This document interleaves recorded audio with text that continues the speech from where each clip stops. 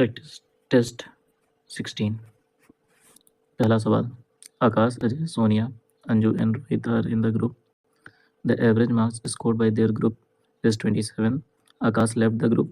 Now the average of the remaining student is 24. How many marks did Akash score? देखो, average का मतलब होता है सभी को बराबर भागों में बांट देना. शुरुआत में 5 लोग थे, 5 लोगों का एवरेज 27 था, यानी आकाश का भी नंबर 27 होगा, अजय का भी 27, सोनिया का भी 27, अंजू का भी 27, रोहित का भी 27.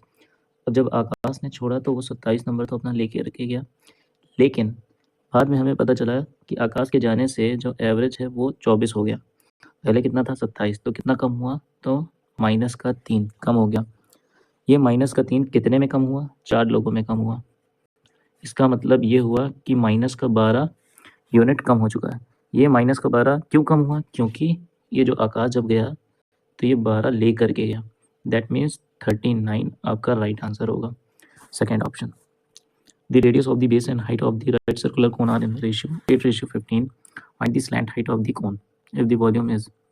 देखो 8x और 15x होगा. स्लैंट हाइट क्या हो जाएगी? 8x और 15x. इसकी स्लैंट हाइट हो जाएगी 17x, पाइथागोरियन ट्रिपलेट. ठीक है. अब आपको एक्चुअली में 17x की वैल्यू निकालनी है. 17x का मतलब हो गया 17 का मल्टीपल. ये नहीं है, ये नहीं है, ये नहीं है. यही आपका राइट ऑप्शन हो जाएगा. बाकी आप फॉर्मूले से करोगे तो क्या होगा? वॉल्यूम दे रखा हुआ है आपको, तो वॉल्यूम कितना है? 740. और ये कितने के बराबर? 1/3 पाई, यानी 22/7 अपॉन 7 भी होगा, इंटू आर स्क्वायर, यानी 8 का square 64 x square into 15x, यानी कुल मिलाकर के एक्स क्यूब. ठीक है. 3 5 15 और 64 5, ये 320 बनाएगा. तो सबसे पहले आप इसको काटिए, 3 बार में जाएगा और ये 2 बार में. 64 और 5 मिलकर के बनाएंगे 320. कट गया, 7 से 7 कट गया. एक्स क्यूब की वैल्यू आ गई 1. तो एक्स की वैल्यू आपकी कितनी आ गई? 1. आपका Pythagorean triplet slant height I थी 17x. दैट मीन्स 17 इंटू 1 17 आपका राइट आंसर हो जाएगा. इतना पेपर में आपके पास टाइम नहीं होता है, तो आप मल्टीपल से चेक कर सकते हो. The diameter of the cylinder is equal to its height if height of the cylinder is 14 centimetre. इसका मतलब क्या हुआ?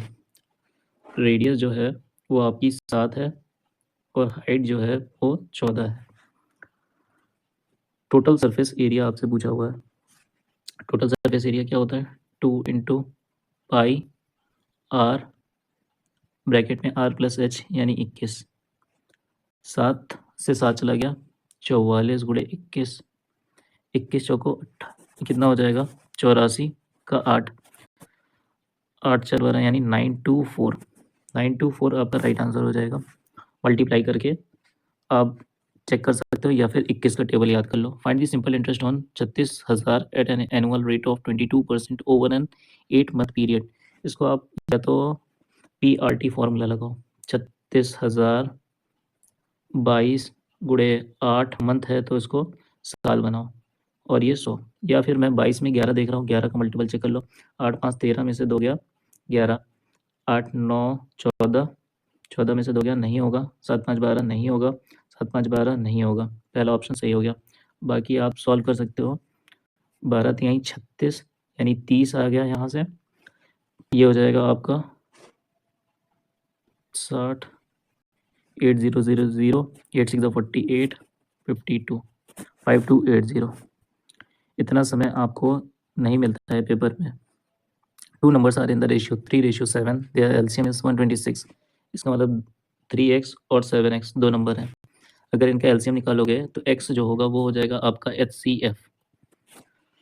तो LCM कितना होगा? 7 या 21 x, और ये आपको दे रखी हुई है 126, यानी x की वैल्यू आ गई 6.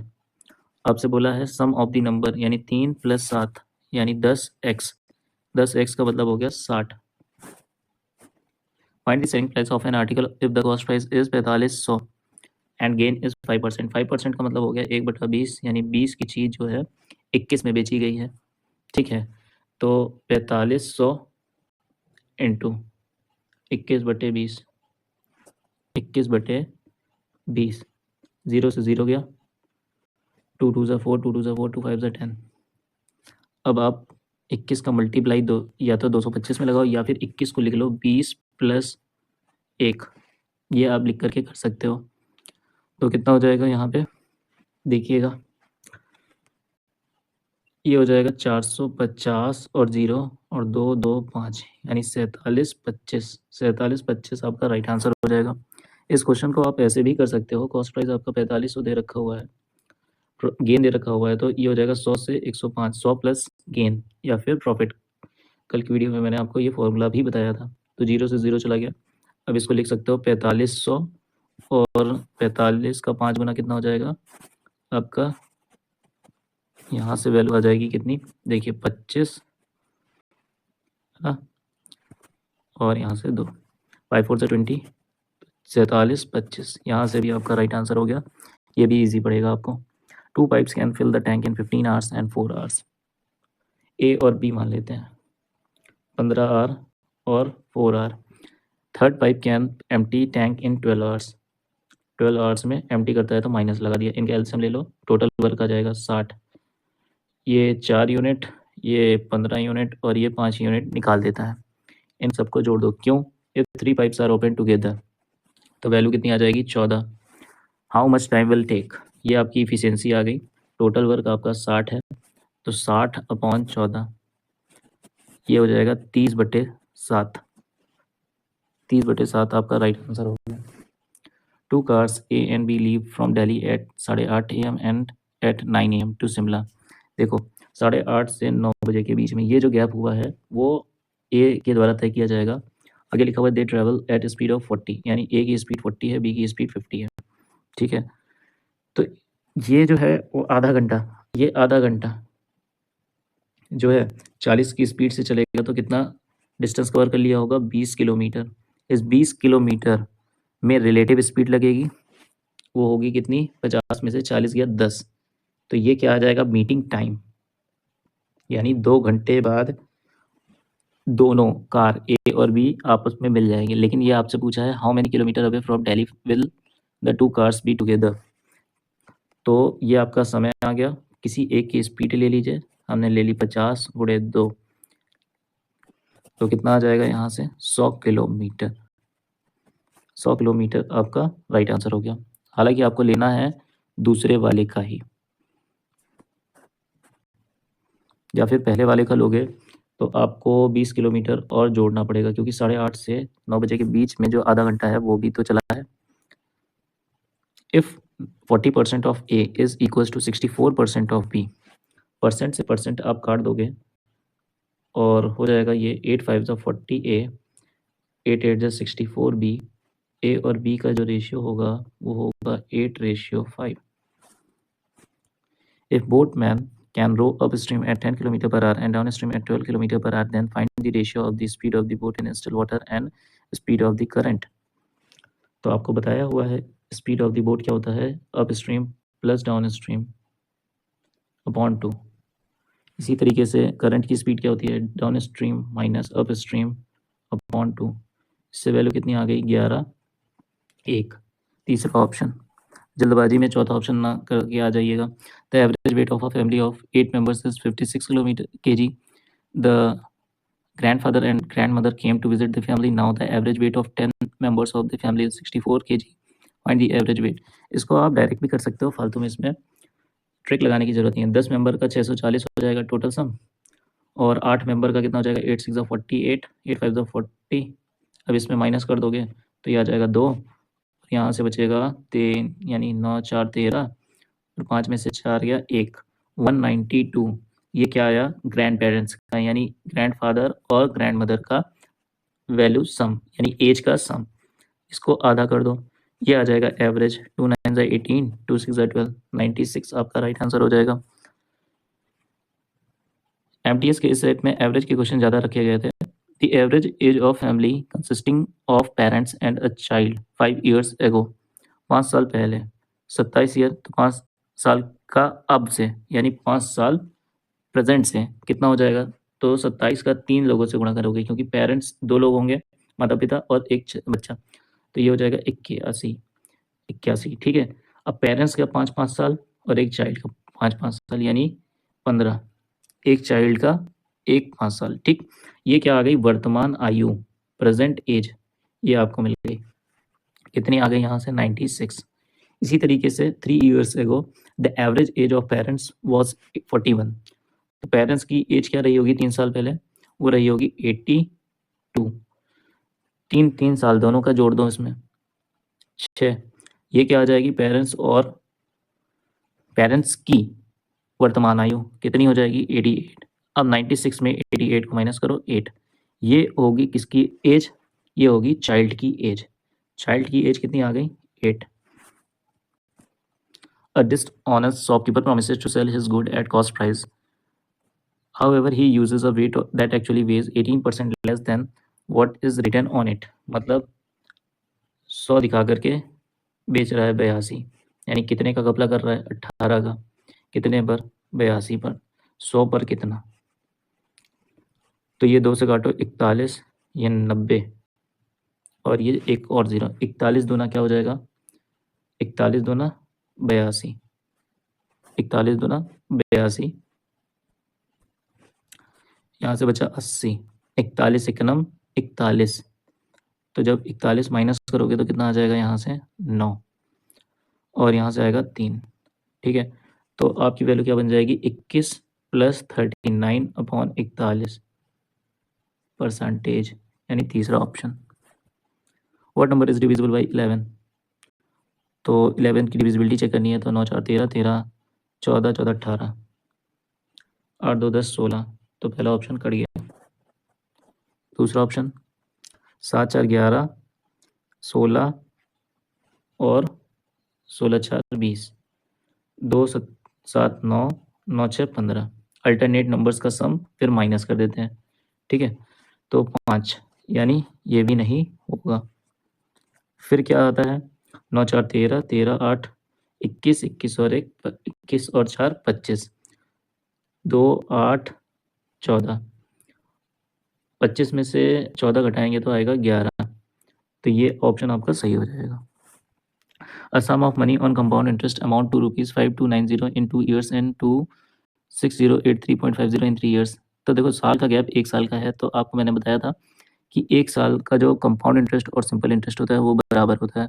तो अगर मैंने 6083.50 में 5290 घटा दिया, तो मुझे यहाँ पे कहिए सिंपल इंटरेस्ट कहिए कंपाउंड इंटरेस्ट 1 साल का मिल जाएगा। ये कितना हो जाएगा, देखिए 3, यहाँ से आ जाएगा 9, और वैल्यू यहाँ से आ जाएगी कितनी, 7। ठीक, और ये कट जाएगा, 793.50 1 साल का है। तो 5290 से आपको क्या करना है, डिवाइड करना है, इसको 100 से मल्टीप्लाई कर देना है। तो पॉइंट हटाएंगे 100 कट जाएगा, 0 हटाएंगे 0 कट जाएगा, 7935, ये एक बार में जाएगा 529, यहाँ से आएगा 4, यहाँ पे आएगा आपका 6, और 7 में से 5 गया 2, और ये आएगा 5। अब ये चला जाएगा 5 9 45, 5 2 10, 4 और 5 26, यानी 15% आपका राइट आंसर होगा। 15% राइट आंसर होगा। A car travel 80 kilometre at speed of 20 kilometre per hour, यानी टाइम T1 कितना हो जाएगा, 80/20 दैट इज 4, और T2 कितना हो जाएगा, 30/30 यानी 1। एवरेज स्पीड आपसे पूछा है, एवरेज स्पीड क्या होती है, तो आपको मैंने बताया था total distance upon total time. Total distance कितनी हो जाएगी, 80 + 30 110, टाइम कितना हो जाएगा, 4 + 1 5, यानी आंसर कितना आया, 22। A/B 3/4, B/C 4/1। तो B अंत में और B यहाँ पे शुरुआत में। तो आपका लॉजिक क्या लगता है, N मेथड। N मेथड क्या कहता है, 3 4 4 1, इसका इसके साथ, इसका इसके साथ, इसका इसके साथ, तो कितना हो जाएगा। आप इसको सिंप्लीफाई भी कर सकते हो, यहाँ पे जैसे क्रॉस में काट सकते हो आप, तो 4 एकम 4, 4 एकम 4। अगर नहीं काटना चाहते हो तो आप N मेथड लगाओ जो बताया अभी, 3 चौको 12, 4 चौको 16, 4 एकम 4। अब इसको काट दो, 4 3 12, 4 चौको 16, 4 एकम 4, ये आपका राइट आंसर होगा, C option. In an isosceles triangle the ratio of equal and unequal side, कोई दो साइड को इक्वल कर दो तो ये हो जाएगा 5x, ये हो जाएगा 5x और ये हो जाएगा 7, ये हो जाएगा आपका 7x। पेरीमीटर 34 दे रखा हुआ है। पेरीमीटर क्या होता है ट्राइंगल का? सम ऑफ ऑल साइड। 7 5 12, 12 5 17, 17x की वैल्यू 34 दे रखी हुई है, तो x की वैल्यू आ गई 2।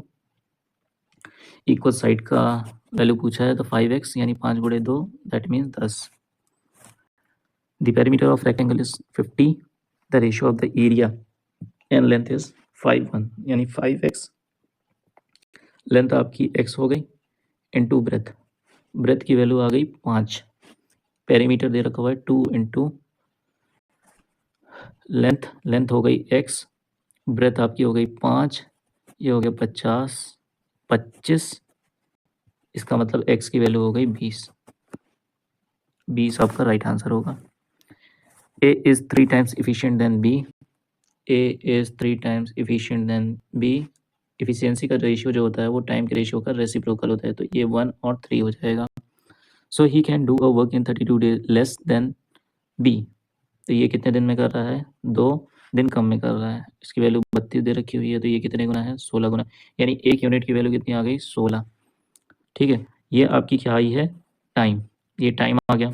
टाइम को इफिशियंसी से मल्टीप्लाई कर दो तो ये वर्क देता है, तो 16 गुणे 3 यानी 48, ये हो गया 48। If A and B together do the same work, then in how many days can they together complete the work?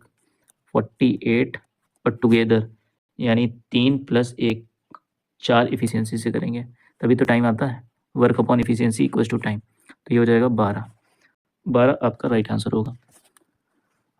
आज का प्रैक्टिस सेट नंबर 16 खत्म होता है यहीं पे। आपने देखा वीडियो, धन्यवाद।